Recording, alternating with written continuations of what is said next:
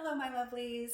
My 20s were a roller coaster ride. In the end, it was a decade where I really got to learn more about myself and reconnect with myself. I started off my 20s still recovering from depression from when I was a teenager and still struggling with insecurities, especially tied to my skills and my worth as a person. And then I ended off the decade feeling more confident in myself and truly reconnecting with becoming the most authentic version of me. And so I want to share with you guys 10 things that I learned in my 20s that I honestly think are beneficial to learn in any stage of your life. I realized in my 20s that I need to invest in my health. And it doesn't mean necessarily monetarily, but really starting to treat your body with care, because the actions that you take now, even though you may not feel them immediately, you may feel them in the future. So unfortunately for me, I started having a lot of issues in my early 20s. I felt like I was 22 going on 62. Like none of my friends had these stomach issues. I was getting recurring UTIs. I was constantly injuring myself. And then the last straw was when I had acid reflux for 6 months, just nonstop. Like even drinking water was painful. And I was like, enough is enough. And I had this epiphany of, if this is me at 25, what am I going to look like at 35? How is my quality of life going to be when I'm 50? If it feels like I'm already going downhill. So I decided to just change my lifestyle around and start eating cleaner foods, stop eating fried foods or foods that triggered my acid reflux. And I can honestly say now in my 30s, I feel even better than I did in my early 20s, and I haven't had acid reflux in like 8 years. I almost see it as a blessing in a way, even though I had to go through those struggles in my early 20s. It really made me realize how important it is to value your health, because this is your one body. You're not going to get another one. So why not treat it with care and treat it with love? So actually this kind of transitions perfectly into the next thing I learned, is to always take into account how your actions affect your future self. I feel like when we're younger, we feel like we're invincible, like we're going to be young forever, and we really live in the moment and make impulsive decisions. Everything's impermanent. Everything's going to change eventually, and the choices that you make now are going to eventually affect your future. And so I'm not saying that like I stopped living in the present moment, because I didn't, but whenever I was making a big decision, I would always think about like, how will this decision affect my life in 5 years, in 10 years, in 15 years? If I make a choice to do this, is this taking me closer to my goal, or is it taking me away from it, or is it taking me in a totally different direction? And so really thinking about how your decisions can impact your future self is a really important skill to have, because it takes you away from just thinking impulsively to really reflecting on how a decision or an action you take can change the trajectory of a relationship, of your life, of your career. So I'm thankful that I got to learn that, even though it had to be through my health issues. I also learned that being alone is an excellent opportunity to get to know yourself better. I was single for, 4 or 5 years in my 20s. And I'm not saying I didn't date, but it never ended up being a serious relationship. So I had a lot of time to spend with myself and to do things that I enjoy and learn new skills and hobbies. I really learned that just because you're alone, it doesn't mean that you're lonely. And I'm not even kidding. There were several years where I was the single friend. Whenever we would go out, we would go to a club or to a party, and all of my friends came with their significant others. And then there was me, just like, hey guys, just, third wheeling or seventh wheeling or ninth wheeling. And I'm not gonna lie, there were times where I was like, oh, it sucks to be like the only single person here. But at the same time, looking back at it, I learned so much about myself. I got to go on so many adventures with my friends, so many trips, and even going on dates with different guys that truly made me realize what my non-negotiables are, and also what type of relationship I was looking for and what type of person is compatible with me. So it was a really great learning experience and a good way to really become comfortable with myself, because people may come and go, but the one relationship that's always going to be here is the one that you have with you. So why not cultivate that and get to know yourself better? So I'm really thankful for my years of singledom in my 20s. I also learned to just stop settling for things that do not serve me. And this was really hard for me at first because I was depressed as a teenager and I really struggled with insecurities and self-doubt, and especially starting my career after college, I suffered from immense imposter syndrome. Like, what am I even doing here? Like, how do these people trust me to do anything? Which I think is very normal for people to feel. But as I became more confident in myself, I started refusing to settle for things that either made me feel sad, feel bad about myself, that brought me anxiety, that brought me stress. I see it as, if something is not adding to your life or adding more joy to your life, then why keep it? That applies to so many things in life.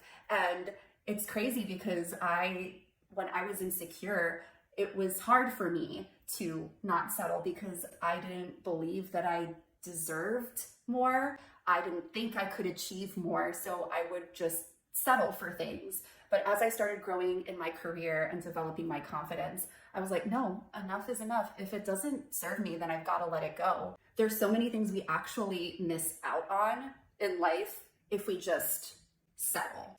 Which also brings me to something that was also very difficult for me, was that your friendship dynamics may change, and it's okay to walk away from a friendship, especially as you get older and you leave life post-college where everybody is kind of doing the same thing. You're all going to school, you're all studying, even though it may be for different degrees. Post-college, people start going on their own trajectories, like maybe moving away or developing new hobbies, starting a family, all of these things that can really change the dynamics of a friendship. So you may become closer to some people, and with others, you may lose touch or not be as close. But I also experienced in my 20s a lot of pain in friendships because of that, because I could see friends kind of going down a different path from me that wasn't aligned with my values anymore. And it was so hard for me to let go initially, because sometimes these are people that you may know only for a year or two, but sometimes it's somebody who you've had in your life for a while. And it's hard to let go of that. But similar to what I was saying in my last point, if it doesn't serve me, then I need to let it go.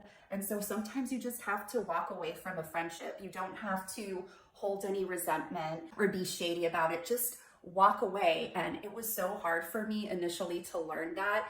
But as soon as I let go of friendships that I felt were only making me feel sad or hurt, it was night and day. I felt lighter. I felt like I didn't have to deal with any drama anymore. It's painful. It hurts. You honestly feel like, am I a bad friend for doing this? But sometimes you've just got to let people go, and that's okay. And this was honestly life-changing for me, is understanding that it takes discomfort to grow. If you want to grow in any area of life, you're going to have to deal with a little bit of discomfort. And I learned that in my career, in my relationships, that sometimes you have to step out of your comfort bubble in order to experience significant growth. And as you challenge that comfort zone of yours, your comfort zone keeps growing and getting bigger. So the things that seemed scary or uncomfortable to you before, after you've done it once or a couple of times, you realize, oh, this wasn't so bad. And it's such an amazing feeling, and it just builds your confidence even more. I went to a leadership training, I remember, in my mid-20s, and the guy who was leading it said, like, you were never good at all of the things you're good at doing now. You had to learn it. You had to practice. Like, you didn't always know how to walk. You didn't know how to ride a bike initially, but you had to get up on the bike. You fell and hurt yourself a couple of times, but eventually you got the hang of it. That moment just was an aha moment for me, where I was like, that's true. Everything I'm good at and comfortable with now, I was not comfortable with before. And I didn't even trust that I would be good enough to do it. And yet here I am. If you don't try, you're not going to learn. If you don't step out of your comfort zone, it's going to be harder to grow. Another great thing that I learned was that you need to be your own advocate. No one knows you better than you know yourself. Nobody knows your accomplishments, your skills, your health better than you know. Like, you need to become comfortable with raising your hand, with speaking up for yourself, but also knowing when to ask for help. I struggled with that a lot in my early 20s because high imposter syndrome. I was scared that any question I asked would make me feel like an idiot, as if asking one question was going to get me fired on the spot. But I had to become comfortable with asking for help because, like I said, in order to grow, you need to deal with some discomfort, but also raising my hand and not being afraid to speak up for myself. And that applies to many areas in your life. I had to speak up for myself and become my own advocate for my health. If it wasn't for me doing that, I probably would still be on medication for GERD and still be dealing with chronic acid reflux. But no, I was like, I'm going to take this into my own hands. And if you're not going to listen to me, I'm going to do whatever it takes to get better. And in my career as well, like when I really wanted a promotion, I just started jotting down every week any projects or any wins that I had and documenting them and literally presenting it to my boss like, boom, this is why I deserve a promotion. Look at all of this that I did within like the last 3-6 months. And honestly, it helped build my confidence even more. It can be scary to speak up because, again, it requires sometimes a little bit of vulnerability, especially if you're also asking for help. But you can learn so much and you can gain so much from doing it. I also learned that my job is not my identity. Like, it's so funny to me how, looking back at when I initially started my career and I was fresh out of college, how my job slowly began taking over my life. Like, screw work-life balance. I was doing whatever it took to prove myself because I wanted to make more money. I wanted a promotion. I wanted to show that I was good enough. And that was the biggest thing. Like, I needed to prove to myself that I am good enough, that I am smart enough, that I'm good at what I do, because inside I didn't believe it myself. So I was burning myself out, working long hours, and it was destroying my mental health. And it didn't hit me how bad this had gotten until my mom ended up in the hospital one day and I thought I was going to lose her. It was a rude awakening, but a much needed awakening, because I still remember, and I get teary-eyed because I remember being in the car on the way to the hospital just thinking, like, I should have spent more time with her. Like, what have I been doing? I've been staying late at work all these days. I've canceled dinner plans with my parents because, oh, something came up at work and I had to stay late. And for what? Like, what did that get me? More stress, more burnout, more anxiety, and not spending time with the people I loved. I made my job my personality trait. And I think a lot of us tend to do that, especially if we have a type A personality and we get so ingrained in our work and the hustle culture, right? And that moment with my mom really made me reevaluate my priorities and realize there is more to life than just work. Like, yes, making more money is amazing. Yes, growing professionally is also great, but not to the detriment of your mental health and your relationships. That will always be a priority to me now. And you know what? I also stopped caring about what other people think, which in the beginning of my 20s was hard because I was still very insecure and I was slowly starting to build up my confidence. But by the end of my 20s, I was like, I don't care what anybody thinks. I'm just gonna do me, and I'm gonna do the things that make me happy. And this especially is obvious based off of the way that I used to dress, because I was always interested in fashion. But in my early 20s, it was like I had a fear of wearing what I truly loved because I was still insecure in myself and I didn't want to stand out or call attention to myself. And so I would just wear whatever my friends would be wearing so that I could fit in. And as I started becoming more confident in my own skin, I started just wearing whatever made me happy and feel confident. That's what I wore without caring about what other people think. And guess what? Most people didn't even say anything because everybody's so stuck inside their own head and worrying about what other people think of them that they're probably not even noticing you. Let's be real. But it also applied to just doing things that made me happy. Like, I don't care if this person thinks that this is silly. Like, it's my life, not theirs. If it brings me joy, then it brings me joy. And I've taken that into my 30s as well. And I feel like I've become even more comfortable with that feeling of just doing what I want. As long as I'm not hurting anybody or myself, then I'm going to live my life the way I see fit. And last, but certainly not least, is that emotional walls inhibit true connection. Oof. I could do a whole video on emotional walls because let me tell you, I had a lot of them.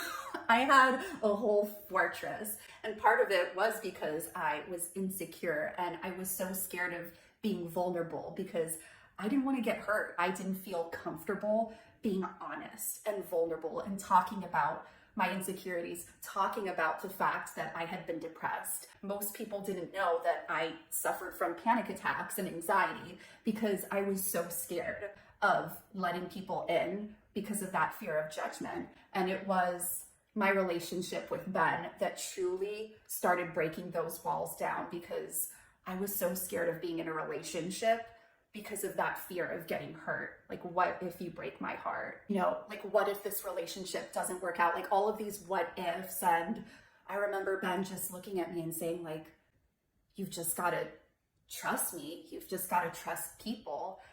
And it was like I finally realized why I had such a hard time connecting with people. I don't trust because of this fear of being hurt, that this fear that I'm not resilient enough to handle any strong emotions or to handle pain. And that was in my mid-20s. And slowly after that, I started chipping away at the walls and I saw my relationships flourish. And the most beautiful thing is, like, by being vulnerable with the people close to me, it also encouraged them to be vulnerable as well and see it as not a weakness, but a strength. So those are the 10 things I learned in my 20s. I hope you found this video helpful. And if you're in your 20s and watching this, don't beat yourself down if you haven't experienced any of these breakthroughs. Like, we're all on different journeys, but I hope this can inspire you and learning a little bit more about yourself too, because like I said, I came out of my 20s so much more confident in myself and feeling more like an authentic version of me versus how I started. Like, it's a decade. A lot can change in a decade. So I hope this video made you feel a little less alone. If you enjoyed this video, I post videos about self-love and fashion every week, so you can go check those out on my channel as well. Thank you so much for watching, and I will see you in the next video. Bye! Love you!